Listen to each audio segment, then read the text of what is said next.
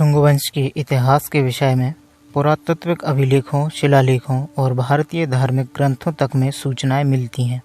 पुराणों में पुष्यमित्र शुंग को एक महान राजा के रूप में वर्णित किया गया है।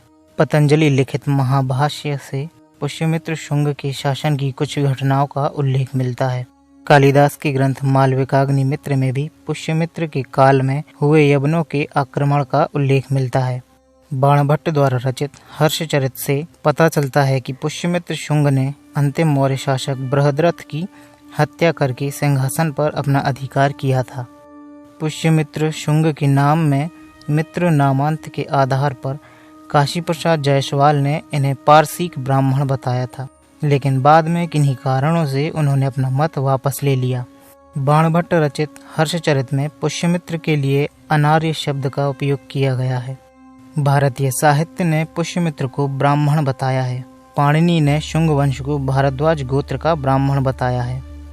पुष्यमित्र शुंग प्राचीन उत्तर भारत के एक राजा थे। पुष्यमित्र शुंग शुंग वंश के संस्थापक थे और प्रथम शासक भी थे।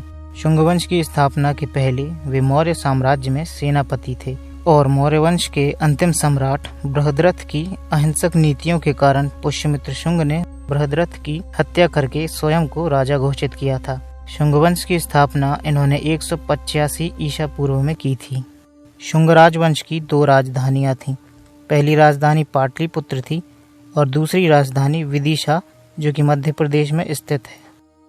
पुष्यमित्र ने वैदिक व्यवस्था के विरुद्ध जाकर राजा बृहद्रथ की हत्या की थी और शायद इसी कारण से बाणभट्ट रचित हर्षचरित में पुष्यमित्र को अधम कहकर उसकी निंदा की गई है। पुष्यमित्र का शासन पूरी तरह से चुनौतीपूर्ण रहा। उस समय भारत पर कई विदेशियों ने आक्रमण किया। राजा बनते ही पुष्यमित्र ने मगध से अलग हुए राज्यों को संगठित करना आरंभ किया और अपने राज्य की सीमा का विस्तार और प्रशासनिक व्यवस्था बनाए रखने के लिए अपनी दूसरी राजधानी विदिशा में अपने पुत्र अग्निमित्र को प्रतिनिधि नियुक्त किया। कालिदास की मालविकाग्निमित्र के अनुसार उस समय विदर्भ राज्य का शासक यज्ञसेन था।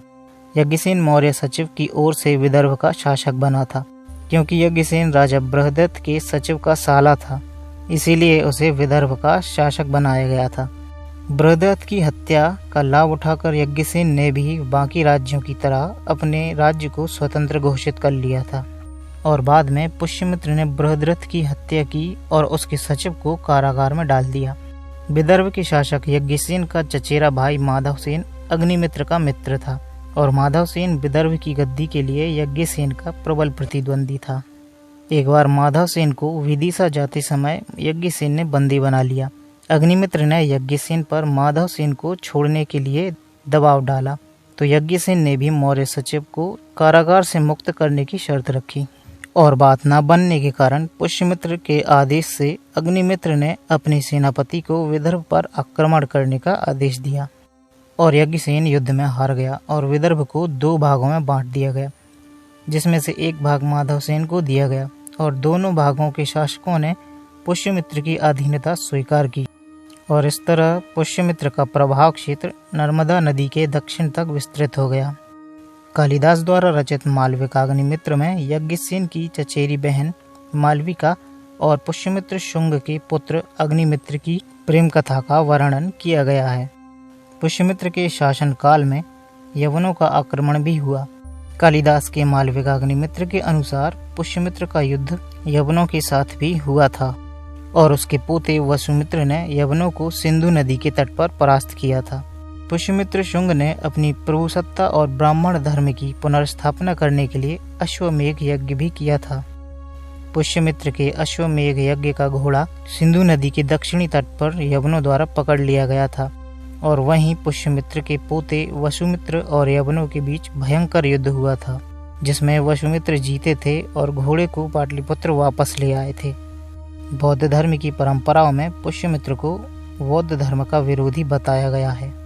ऐसा भी कहा जाता है कि ग्रीक शासकों की मदद करके बौद्ध धर्म के लोगों ने राजद्रोह किया था और इसी कारण से पुष्यमित्र शुंग ने देशद्रोही बौद्ध धर्म अनुयायियों को सजा दी थी। पुराणों के अनुसार पुष्यमित्र शुंग ने 36 वर्षों तक शासन किया और माना जाता है कि पुष्यमित्र शुंग की मृत्यु 149 ईसा पूर्व में हुई होगी। तो दोस्तों, यदि आप ऐसे ही भारत के इतिहास के महान शासकों और रोचक तथ्यों के बारे में जानने के लिए इच्छुक हों तो कृपया हमारे चैनल को सब्सक्राइब ज़रूर कीजिएगा। और वीडियो देखने के लिए धन्यवाद।